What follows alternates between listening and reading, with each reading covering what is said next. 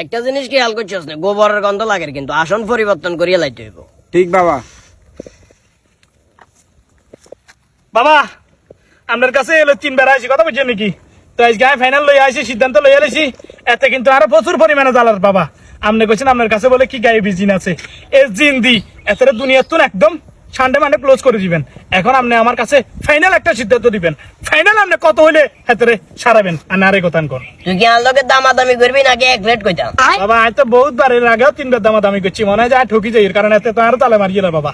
আপনি আমারে এক রেট কোন বাবা। বরাবর টিয়া 20,000 দিবি, 3 দিন আর হন বিয়াতে দুনিয়াতে নাই।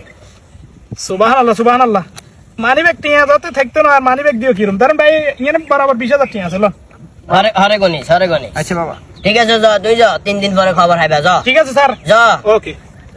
আচ্ছা বাবা, আই তো জানি আনার লোক জিনটিন কিছু নেই। অতার ওলা তুমি 20,000 টাকা লইছেন, আনা অতার ওলার কামিয়ান কেন করবেন? আরে বাবুরে এত কথা কিনলে কস, তোর মাথার তো অনেক ধরে না কেন? না। তুইও জানাস আইনও জানি, আর কাছে জিন নাই। হ্যাঁ। লইছি কত এতে তুই? 20,000।